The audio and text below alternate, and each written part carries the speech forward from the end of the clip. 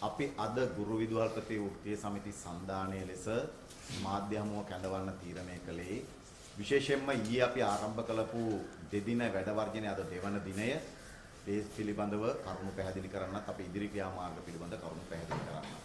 මම මහින්ද ජයසිංහ ප්‍රධාන ලේකම් ලංකා ගුරු සේවා සංගමය ගුරු විදුහල්පති වෘත්තීය සමිති සංධානයේ වෙනුවෙන්. ඊයේ අපි ප්‍රකාශයටපත් කරපු වැඩ වර්ජනය අපි ඊයේත් කිව්වා ඉතාමත් සාර්ථක ලෙස රට පුරාම දියත් වුණා. ඊයේ වැඩ වර්ජනයක් ලෙස ගත්තම 98%කට වැඩි ප්‍රමාණයක් සාර්ථකයි. 2%ක්වත් පාසල් වල වැඩ කරගන්න බැරි වුණා. ඒ වගේම ගුරුවරුන්ගේ පැමිණීම ගත්තම ඉතාමත් අඩු වගයක් තිබුණේ. සිසුන්ගේ පැමිණීම ගත්තම ඉතාමත් අඩු වගයක් තිබුණේ. නමුත් අපි දකිනවා දැන් ආණ්ඩුව පාර්ශවයෙන් විවිධ ප්‍රකාශ කරමින් තිබෙනවා. දැන් අපි දැක්කා අධ්‍යාපන ඇමති දිනේෂ් ගුණවර්ධන මහතා ඔහු කියනවා වර්ජනයේ ඒ කියන්නේ ගුරුවරු 98%ක් ඇවිල්ලා කියලා. 98%ක් ඇවිල්ලා කියලා. අමාත්‍යාංශ ලේකම්වරයා කියනවා ශිෂ්‍යෝ 16%යි ළමයි 120 ගුරුවරු 126ක් ඇවිල්ලා නැහැ. සමාවෙන්න. ඇවිල්ලා තියෙන්නේ සිසුන් 16%යි ගුරුවරු 126යි. දැන් කවුද එතකොට දැන් අපි දන්නේ ඇමති දිනේෂ් නෙවෙයිද කියලා. ඇමතිවරයා එකක් කියනවා ලේකම්වරයා තව එකක් කියනවා. මේ දෙක පරස්පරයි. ඇමතිවරයා කියන 98%ක් ඇවිල්ලා කියලා. ලේකම්වරයා කියනවා නෑ 26යි ගුරුවරු ඇවිල්ලා නැත්තේ කියලා. සමාවෙන් ඇවිල්ලා තියෙන්නේ කියලා. අපිටත් පැටලෙනවා. නේ? 26යි ඇවිල්ලා තියෙන්නේ කියලා ලේකම් කියනවා. ඇමති කියනවා 98%ක්ම ඇවිල්ලා කියලා. ආණ්ඩුවේ ගුරු සංගම් නායකවෝ කියනවනේ අපි ඉච්චර ගණන් ගන්න දෙයක් නැහැ. මොකද මේ රටේ ගුරුවරු විදුහල්පතිවරු කවුරක්වත් දැන් ඒවා ගණන් ගන්නේ නැති නිසා. ඉතින් මේක ඇත්ත මොකද්ද කියලා මේ රටේ ජනතාවත් ඊයේ පාසල් යවන්න නියමිතව තිබුණු අද පාසල් යවන්න නියමිතව තිබෙන 1 සිට 5 දක්වා දරුවන්ගේ දෙමව්පියන් සහ ඒ වගේම ඒ පාසල්වල ගුරු විදුහල්පතිවරු දන්නවා. දැන් ඊයේ උදේම ගියා මිරියාන ස්ටැන්ලි තිලකරත්න ආදර්ශ කනිෂ්ඨ විද්‍යාලයට ඔය 98%ක් ගුරුවරු එනවයි කියලා කියපු දිනේෂ් ගුණවර්ධන අධ්‍යාපන ඇමතිතුමා මිරියාන ස්ටැන්ලි තිලකරත්න ආදර්ශ කනිෂ්ඨ විද්‍යාලයට තමයි ඉස්සෙල්ලාම ගියේ. මාධ්‍ය සංදර්ශනي සඳහා. යනකොට ගුරුවරු නැහැ, ශිෂ්‍යෝ නැහැ. අහපව හැරලා යනවා වෙන තැනකට. සද්ධර්මෝදේ හරි කොහේ හරි නේ. ගිහිල්ලා එතන තමයි මාධ්‍ය සංදර්ශනේ තියන්නේ. තව පාසල් කීපයකට ගිහිල්ලා තියෙනවා. ඒ තැන්වලත් ශිෂ්‍යෝ නැහැ, ගුරුවරු නැහැ. අර කොහේ හරි ගුරුවරු දෙතුන් දෙනෙක්, ශිෂ්‍යෝ දෙතුන් දෙනෙක් ආපු තැනකට ගිහින් මාධ්‍ය සංදර්ශන තියෙනවා. ඒ නිසා අපි කියනවා මෙවැනි මාධ්‍ය සංදර්ශන හරහා වරදි චිත්‍රයක් රටේ හදන්න හැදුවට ඇත්තට ඊයේ මොකක්ද උනේ කියලා මේ රටේ ගුරුවරු විදුහල්පතිවරු දන්නවා. සන්න ඒ ක්‍රියාමාර්ගයේ තවදුරටත් ඉදිරියට අරගෙන යමින් අද දෙවනි දිනේට ඊයේ තරම්වත් අද ගුරුවරු විදුහල්පතිවරු පාසල් ලැබිලා නැහැ. රට පුරාම සංඛ්‍යා ලේඛන අපිට කියන්න පුළුවන්. රට පුරාම අද ඊයට වඩා අඩු ප්‍රතිශතයකින් තමයි සේවයට වාර්තා කරලා තිබෙන්නේ. මම එකක් විතරක් කියන්නම්. කුරුණෑගල මහව කලාපේ පොල්පිටිගම කොට්ටාසේ. ඊයේ විදුහල්පතිවරු 8 දෙනයි, ගුරුවරු 17යි, ළමයි 502යි. ඊයේ විදුහල්පතිවරු 8යි, ගුරුවරු 17යි, ළමයි 502යි. අද විදුහල්පතිවරු 6යි, ගුරුවරු 10යි, ළමයි 241යි. ඊට වඩා භාගයක් අඩු වෙලා තිබෙනවා. ඒක තමයි ඇත්ත. ඊයේ වැඩ වර්ජනයේට සහභාගී නොවුන ගුරුවරු විදුහල්පතිවරුත් අද වැඩ වර්ජනයත් එක්ක එකතු වෙලා තිබෙනවා. මොකද ඊයේ දවසේ දන්නව විවිධ බලපෑම් කරා, වැටුප් කපනවා කිව්වා, සේවය හැර ගියාසේ VOP ගහනවා කියලා කිව්වා. තව විවිධ තර්ජන කළා. විවිධ තර්ජන කරා. පොලිසිය ලව්වා කෝල් දුන්නා විදුහල්පතිවරුන්ට ගුරුවරුන්ට පාසල් එන්න කියලා බල කරා. නැත්තම් උස්සන් යනවා කියලා කිව්වා. මේ જાතේ විවිධ බලපෑම් කළා තමයි ඊයේ මේ තරමින් හරි පාසල් ගෙන්න ගත්තා. අද වෙනකොට අන්න ඒ ගුරුවරු විදුහල්පතිවරු ඇත්ත තේරුම් අරගෙන අද ඊටත් වඩා ඉහළින් මේ වැඩ වර්ධනය සාර්ථක කරන්න කටයුතු කරලා තිබෙනවා. ඒ නිසා අපි කියන්න කැමතියි මේ ආණ්ඩුවේ විවිධ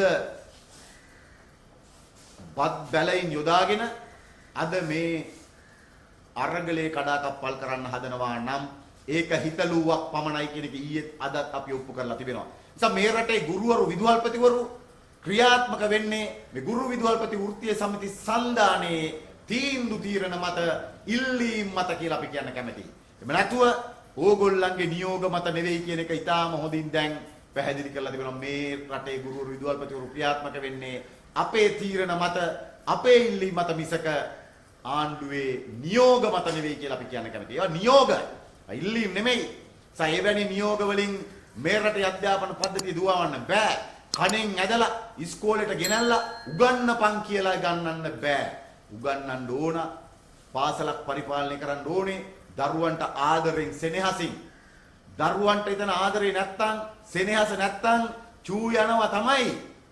ඊයේ කියනවා ආණ්ඩුවේ ගුරු සංගම් නායිකාව දරුවන්ට චූ ගියාලු. චූ යනවා තමයි. ආදරේ නැති තැන, සෙනෙහස නැති තැන පොලිසිය මහත්තුරු ගේට්ටු ඉස්සරහා තියලා කාකි කෝට් අඳලා ඉස්කෝලේට ගුරුවරු නොවන පිරිස් ගෙනාවම වෙනදා සුපුරුදු දකින්න මූණ දරුවට දකින්න නැති වෙනකොට වෙන වෙන පුජ්‍යලෝ ඉස්කෝල පාලනය කරන්න හදනකොට වෙන වෙන අය ලව්වා ඉස්කෝලේ උගන්වන්න හදනකොට දරුවන්ට චූ ගිහිල්ලා විතරක් නතර වෙන එක ලොකු දෙයක්. චූ ගිහිල්ලා විතරක් නතර වෙන එක ලොකු දෙයක්. ඒ නිසා අපි කියන්න කැමතියි තවදුරටත් මේ ප්‍රශ්නේ මේ විදියට බේරගන්න බෑ. මේ විදියට නම් ආණ්ඩුව මේ ප්‍රශ්නේ බේරගන්න හදන්නේ අපිත් ලෑස්ති ඒ විදියට ඒක බේරගන්න. අපිත් ලෑස්ති. හැබැයි පාසල් යමින් උගන්වමින් අපිට කවුගේ කාලෙම කිව්වනේ උගන්වන්නේ නැහැ ගුරුවරු කාලකන්ණි නේද? පඩි ගන්නවා නිකන්. ඒ જાති දෝෂාරෝපණ ගොඩක් කරන්නේ. ඔන්න දැන් අපි තීරණය කළා තිබෙනවා 25 පාසල් ඇවිල්ලා උගන්වන්න. අපි ඒ ගැන වෙනම කියන්නම්. ඒ වගේම ඊයේ අපි දැක්කා ඉපි යතුරු කඩනවා. දැන් අපි අහනවා ආණ්ඩුවේ බලධාරීන්ගෙන් වැලිමඩ කලාප අධ්‍යක්ෂකගෙන් ඌව පළාත් අධ්‍යක්ෂකගෙන් ඌව පළාත් ලේකම්ගෙන් අපි අහනවා මොකද්ද දැන් ගන්න තීරණය? අපි අහනවා දැන් පොලිසිය වැලිමඩ පොලිසියේ පැමිණිලි දාලා තිබෙනවා මේ පාසලේ වැඩ බලන විදුහල්පතිවරයා අර අකුළු කඩා වැඩ ඇරඹු වැලිමඩ පුංචි ඉස්කෝලේ මේ තියෙනවා ඒ ඉස්කෝලේ අකුළු කඩපු මහත්තයා ගැන තව ගොඩාක් දේවල් තියෙනවා. නමුත් අපි හැමදාමත් වගේ ඒ අයගේ පෞද්ගලික දේවල් පැටිකිරි කියන්න කැමති නැහැ. අපිට ඒවා අදාළව නැහැ. ආණ්ඩුවේ ගුරු සංගම් නායක නායිකාවෝ වගේම ආණ්ඩුවේ ඔය මැති ඇමතිවරු අපේ පෞද්ගලිකත්වයන් විවිධ දේවල් මතු කරමින් පෞද්ගලික මඩ ගහන්න හැදුවට ජෝත් සහෝදරට මට ඇතුළු අපේ සන්දානි නායකින්ට අපි ඒ තත්ත්වයට වැටෙන්නේ නැහැ. මෙයා ගැන කියනවනම් තව ගොඩක් ಜಾති තියෙනවා. මේ තියෙන්නේ එතුමා ගැන. එතුමා කවුද කියන එක එතුමාගේ Facebook එකට ගියාම බලා ගන්න පුළුවන්. එතුමා කාගේ හෙන්චයියෙක්ද කාගේ ගෝලෙක්ද කියන එක බලා ගන්නවා. දිනේෂ් අමතුමා එක්කත් මහින්ද කොහෙද අපි එතන කියලා දාපු මේ බැනර් එකක් තිබෙනවා. හරිද? මේ ඉස්කෝලේ ඉබ්බ කඩලා අගුළු කැඩුවා. මොකද්ද ගන්න තීරණේ? රාජ්‍ය දේපොළට හානි කිරීම. රාජ්‍ය දේපොළට හානි කරා කියලා අදටත් අර විශ්වවිද්‍යාල ශිෂ්‍යෝ ඒ වගේම මේ රටේ සිවිල් ක්‍රියාකාරීක උත්සාහ නායකයෝ අදත් ඉන්නවා හිරගෙවල් ඇතුලේ. ඇප නැතුව අදත් ඉන්නවා දැන් මාස ගණනක්. කාඩ්බෝඩ් පෙට්ටියක් පාරේ පිච්චුවා කියලා. ඒක තමයි තියෙන චෝදනාව. කාඩ්බෝඩ් පෙට්ටියක් පාරේ පිච්චලා පාරට හානි කරා කියලා. හැබැයි දැන් ප්‍රසිද්ධ මාධ්‍ය ගෙනල්ලා මිටියක් ගෙදරින් ගෙනල්ලා අන්න ගේට්ටු කඩනවා. අපි අහනවා දැන් මොකද්ද ගන්න තීරණේ? මොකද්ද මේ රාජ්‍ය දේපොළට හානි කිරීමට එරෙහිව ගන්න තීරණේ? පොලිසි පැමිණිලි දාලා තිබෙනවා. අපි අහනවා මොකද්ද මේ පැමිණිල්ල ගන්න? වීරසේකර උන්නේ මහ ලොකුට නීතිය ගැන කතා කරනවානේ. මහ ලොකුට අපිව උල තියන්න කතා කරනවානේ. කුට්ටිආරච්චිලා මේ කුට්ටිආරච්චිගේ ගෝලෝ ශෂීන්ද්‍ර රාජපක්ෂලගේ ගෝලෝ මේ. අපි අහනවා දැන් ඒ අයට විරුද්ධව ගන්න තීරණේ මොකද්ද? ඒ විතරක් නෙමෙයි ඊයේ පෙන්නුවේ නාලිකාවල පෙන්නුවේ ඉබි අතුරු කඩනවා ගේට්ටුවේ. හැබැයි පාසලේ කාර්යාලයේ ඉබි අතුරු කඩලා තියෙන කාර්යාලේ මොකද්ද තියෙන ගුරුවරයෙකුට අයිතිය විදුහල්පතිවරයා සේවයට වාර්තා කරන්නේ නැත්නම් විදුහල්පතිවරයා වැඩ වර්ජනේ නම් ඔහුට මොකද්ද තියෙන අයිතිය ගේට්ටු කඩන්න? ඔහුට මොකද්ද තියෙන අයිතිය පාසලේ කාර්යාලය කඩන්න ඉබි අතුරු? මොකද්ද තියෙන අයිතිය?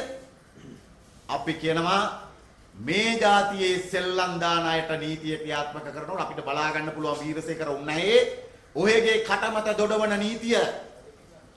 ඔහු ඔහේ දිගටම කටමත දෙදෙව්වා මේ අරගලයේදී බයවද්දනවා. ඒ වගේම විවිධ තර්ජන කරනවා. ඒවට එරෙහිව නීතිය ක්‍රියාත්මක කරනවා. ඔන්න අපි කියනවා දැන් මේ පාසලේ වැඩ බලන විදුහල්පතිවරයා දැන් දාලා තිබෙනවා පොලිසියේ පැමිණිල්ල. අපි බලමු නීතිය ක්‍රියාත්මක වෙන විදිය. අපි බලමු එක රට එක නීතිය ක්‍රියාත්මක වෙන විදිය. අපි බලමු ඔවුන් අත්අඩංගුවට අරගෙන පොදු දේපළ වලට හානි කිරීම යටතේ කොතරම් කාලයක් හිරේට යවනවද කියලා අපි බලමු. කාඩ්බෝඩ් එකක් පාරේ පුච්චපු අපේ ආදරණීය සහෝදර සහෝදරියෝ හිරගෙවල් වල මාස ගණන් තියාගන්න පුළුවන් නම් අපි බලමු ඇත්තට පොදු දේපල මාධ්‍ය ඉස්සර හානි කරපු අයට ගන්න තීරණය මොකද්ද කියලා. අපි කියනවා මේ අරගලේ අපි අවසන් කරන්න සූදානම් නැහැ ජයග්‍රහණයකින් මෙපිට. නිසා ආණ්ඩුව හිතන්න එපා ඊයේත් අදත් වර්ජනය කරලා සනසුම් සුසුම් හෙලනවා නම් දැන් ඉතින් හරි ඔක්කොම ඉවරයි. දැන් ඉතින් අරගලේ ඉවරයි කියලා නෑ.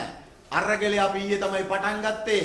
අපි ඊයේ පෙන්නුවා මේ රටේ ගුරුවරු විදුහල්පතිවරු ක්‍රියාත්මක වෙන්නේ ගුරු විදුහල්පති වෘත්තීය සමිති සන්ධානයේ ඉල්ලීම් මත තීරණ මත කියලා. අපි ඒක ඊයේ පෙන්නුවා.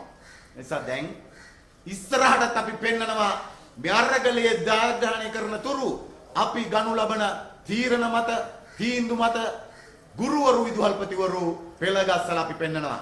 දැන් ආණ්ඩුවේ මහත්තුරු කියනවා නෝන මහත්තුරු කියනවා දැන් මේ ගුරු විදුහල්පතිවරු මුලා කරගෙන නේද මේ පිස්සු දෙන්නේ පිස්සු කෙලිනවා ඒකට මුලා වෙලා තිබෙනවා.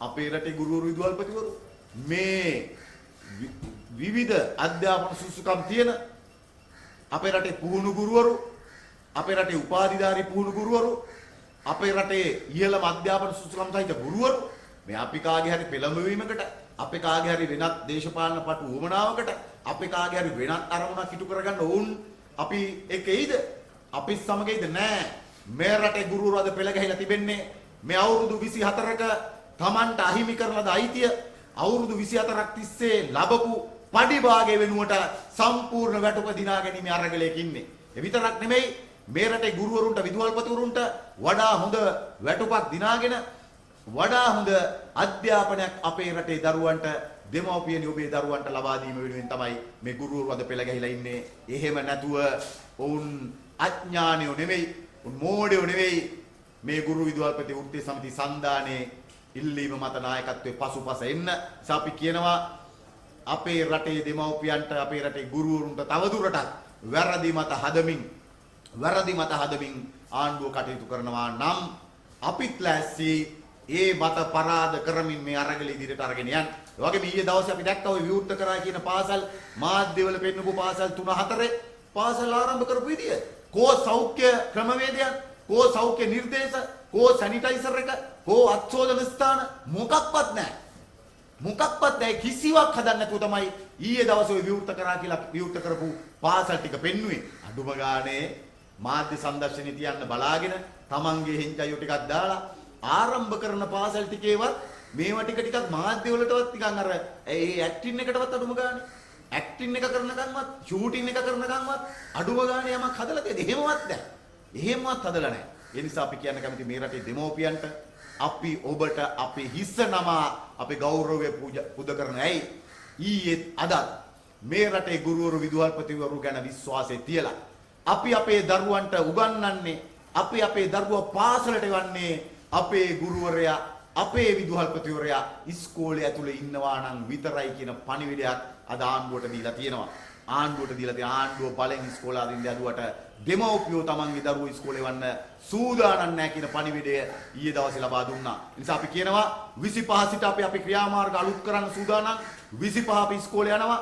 7:30 1:30 ඉගැන්වීම් පමණක් අපි කරනවා. උඹලගේ මේ අනවශ්‍ය පීඩාකාරී කොළපිරවිලි නෑ අපි ඒවා කරන්න එකක්වත් අපි සියල්ල ප්‍රතික්ෂේප කරනවා. උගන්නන එක අපි හරියට කරනවා.